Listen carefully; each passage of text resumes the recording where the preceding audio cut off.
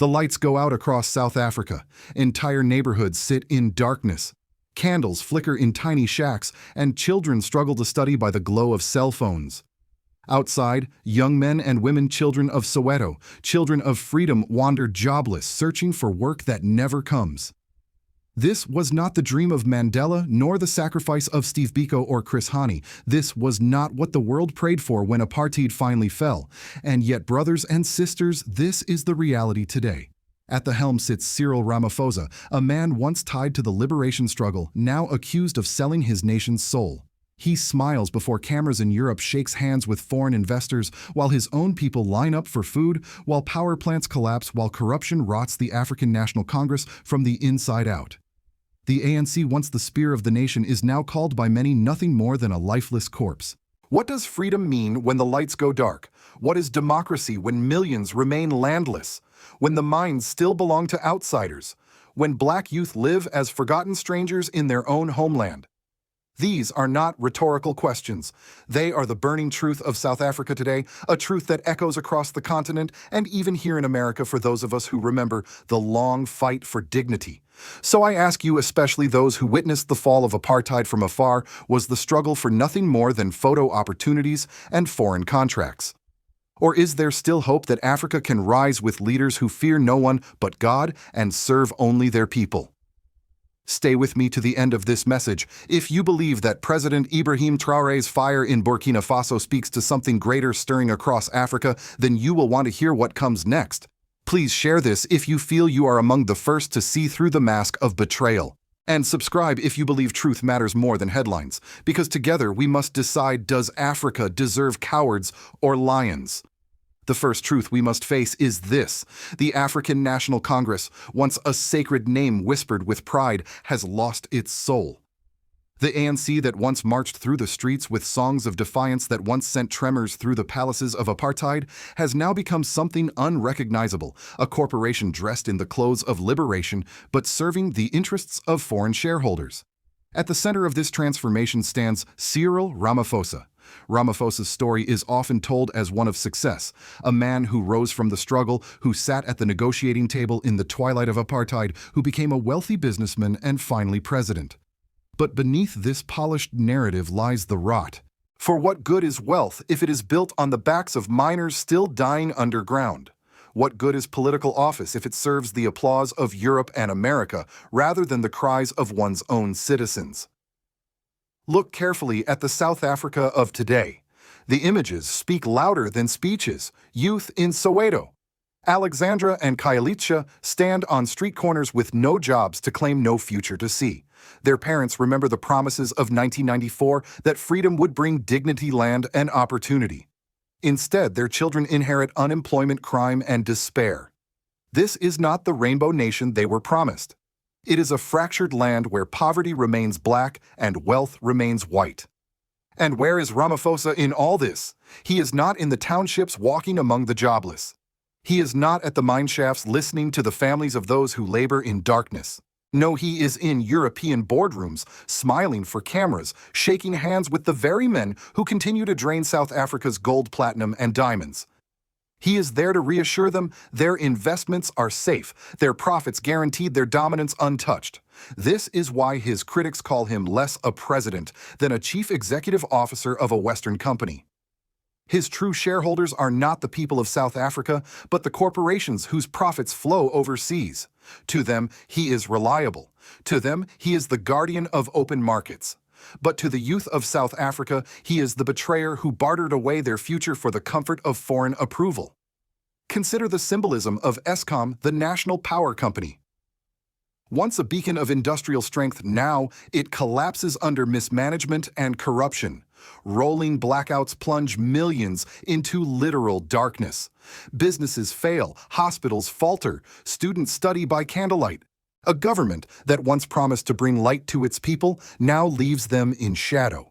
This is not simply poor governance, it is a metaphor for a liberation movement that has gone cold, that no longer burns with the fire of sacrifice but lies lifeless, a corpse, in the words of those who mourn what the ANC used to be.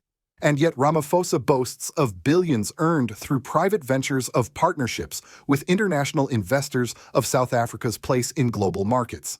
He speaks of reconciliation, of progress, of renewal. But what reconciliation exists when land reform has been delayed decade after decade? What progress is there when the descendants of the dispossessed still toil on soil they do not own? What renewal can be found in a party rotted through with corruption? The most damning evidence came in 2012 at Marikana when miners demanding a living wage were met, not with negotiation, not with empathy, but with bullets. Dozens gunned down by police. And whose side was Ramaphosa on? Not the miners, not the workers, not the people. He sat in boardrooms defending corporate interests, urging a firm response against those who demanded dignity. Marikana tore the mask away. It revealed where his loyalties truly lie. It is here that the betrayal cuts deepest, because betrayal does not come from your enemy, it comes from the one who stood beside you, who carried your hopes, who swore to fight for you. Ramaphosa inherited the torch of Mandela, Biko, and Hani, but instead of carrying it to the finish line of economic freedom, he used it to light the cigars of foreign corporations. That is why his name is spoken today with bitterness by so many. The youth of South Africa deserve more than slogans. The poor deserve more than empty promises. Workers deserve more than exploitation dressed as opportunity. Yet under Ramaphosa the cycle continues. The ANC that once stood for the oppressed has become the oppressor's language. And Ramaphosa, smiling abroad while his people starve at home, has become the very face of this betrayal. The betrayal of South Africa under Cyril Ramaphosa reaches its sharpest point not in speeches or statistics, but in the lived experiences of ordinary people.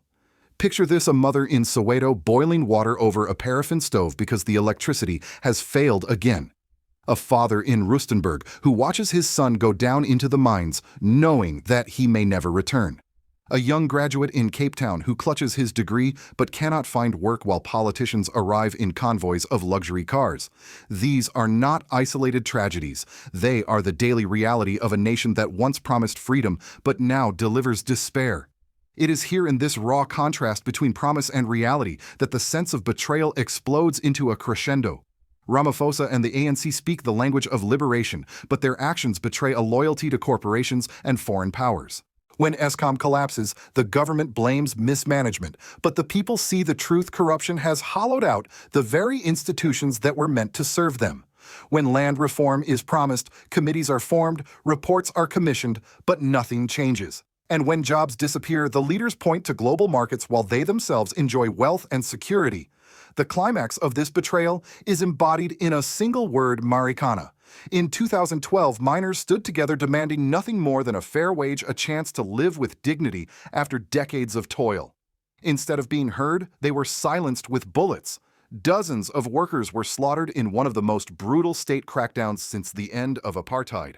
And where was Cyril Ramaphosa? Not in solidarity with the workers, not at their funerals. He was in the boardroom sending emails that urged concomitant action against the strikers, aligning himself with corporate bosses over the cries of his own people.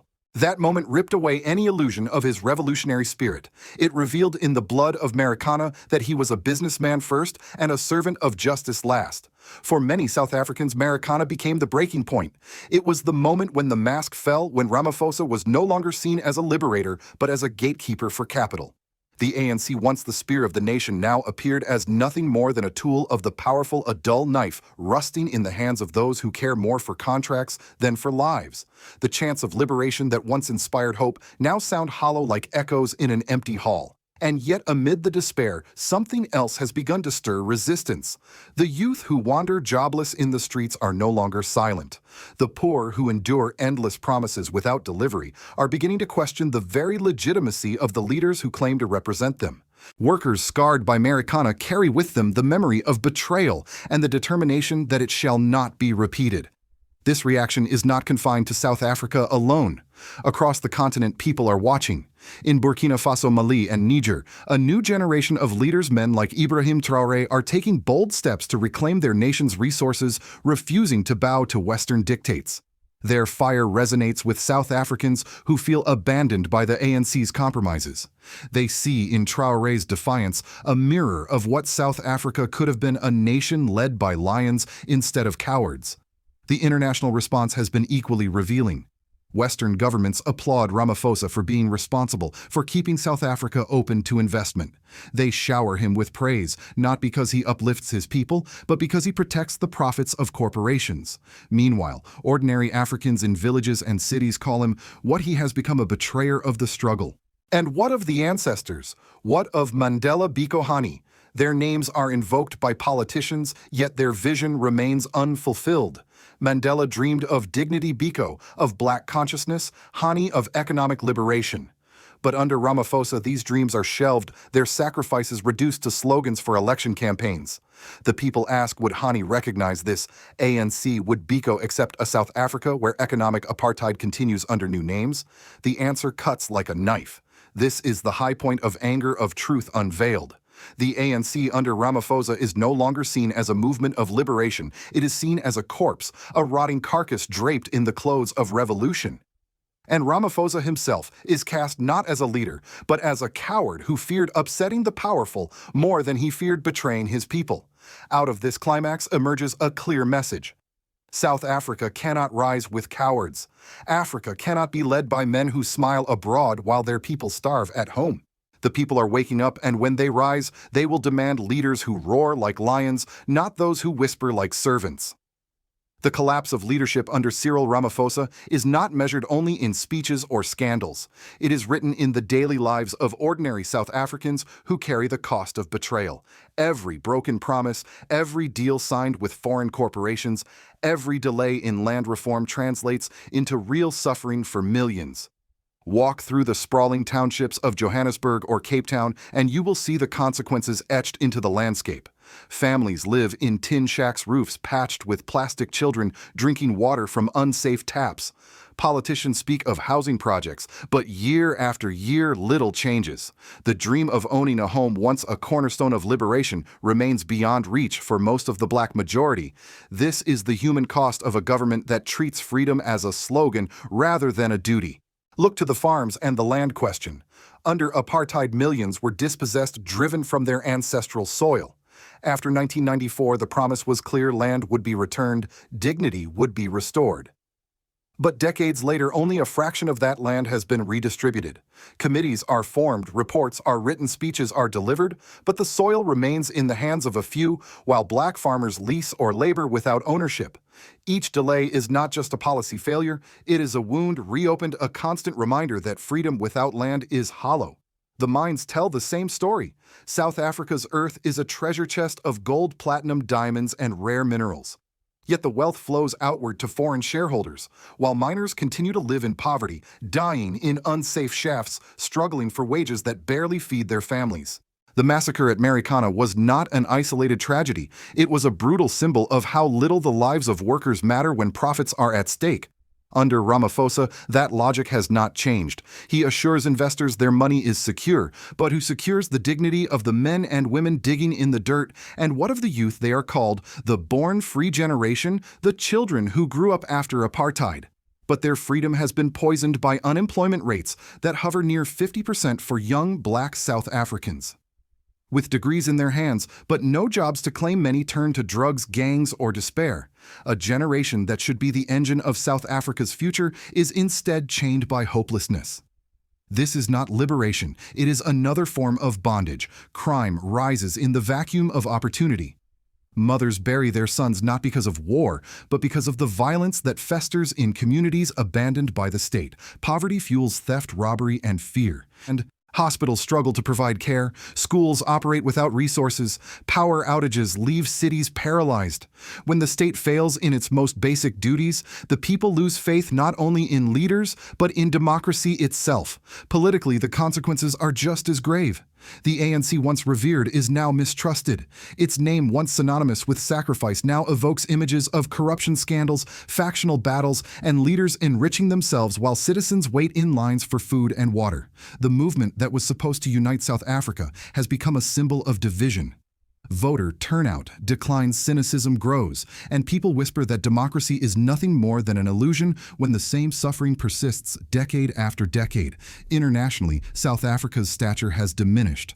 A country that once inspired the world with its peaceful transition now struggles with rolling blackouts and political infighting.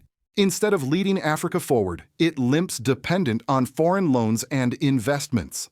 Ramaphosa is praised abroad as stable, but at home stability means stagnation. The people see the contradiction. Foreign leaders applaud him because he protects their interests, while ordinary South Africans pay the price. The civil and political consequences converge into a single truth, a liberation struggle unfinished. The people have the right to vote, but without economic justice, that right is a shadow. They have a flag, but no land. They sing an anthem, but still live in poverty. The betrayal has transformed the ANC from a sword of liberation into a corpse cold to the cries of its people. And unless the youth, the workers, and the poor reclaim the struggle, South Africa risks sinking deeper into despair, its people hostages to leaders who forgot that freedom is not for sale. For Americans who lived through the civil rights movement, the story of South Africa carries a deep familiarity. You remember the televised images of Nelson Mandela's release, the chants of Free South Africa, the boycotts against apartheid companies. It felt like a global victory, a triumph not only for Africa, but for justice everywhere. Yet today, many who sacrificed in that long fight ask, was it only a change of flag, a change of faces, while the chains of economic slavery remained? This is where the American audience must look closely, because the crisis under Cyril Ramaphosa is not just a South African tragedy. It is a lesson about what happens when liberation is reduced to ceremony without substance.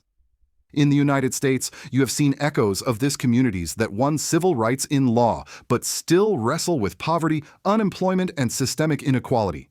You understand that freedom without economic power is fragile, almost hollow, and so when South Africans speak of betrayal, it is a language you know well. Globally, Ramaphosa is applauded. Western leaders shake his hand and call him a responsible statesman. Why? Because he keeps South Africa's economy open for investment, which in truth means open for exploitation. Corporations rest easy, knowing their access to gold, diamonds, and platinum will not be threatened. For Washington, London, and Brussels, Ramaphosa is safe. He is predictable. He does not disrupt the system. But for the ordinary South African, this predictability means the predictability of hunger, joblessness, and despair. Contrast this with the new voices rising across Africa. In Burkina Faso, Captain Ibrahim Traoré refuses to bow to the old order. He nationalizes resources, challenges Western contracts, and dares to speak of African sovereignty not as a slogan, but as a reality. In Mali, Niger, and beyond, young leaders are doing the same. For the West, these men are called radicals. For their people, they are called lions. And the difference is not lost on South Africans. They watch as small nations reclaim dignity while their own government kneels. This global split creates a painful irony. South Africa, once expected to be the engine of African renewal, is now surpassed by countries the world once dismissed. Instead of leading, it lags. Instead of inspiring, it disappoints. And in the eyes of many Africans, Ramaphosa has turned the Rainbow Nation into a warning rather than a beacon. For Americans, especially older generations, this is where the comparison strikes hardest. Imagine if Martin Luther King Jr. had lived only for the movement to settle into speeches while poverty deepened in Black communities. Imagine if the leaders who inherited the civil rights struggle used their platforms to enrich corporations while leaving ordinary people behind. Would that not feel like betrayal? That is the weight South Africans carry under Ramaphosa. The broader world is paying attention. China, Russia, and other emerging powers see opportunity in Africa's disillusionment with the West. They step in with offers of trade investment and military support. Whether these alternatives are genuine or self-serving is another debate, but the very fact that Africans are looking elsewhere speaks volumes. The West's celebration of leaders like Ramaphosa may buy short-term stability, but it costs long-term trust, and trust, once broken, is nearly impossible to repair. This is the crossroads South Africa and Africa at large now faces. Will it remain tied to leaders who bow for approval in Western capitals, or will it join the rising tide of sovereignty sweeping across the continent?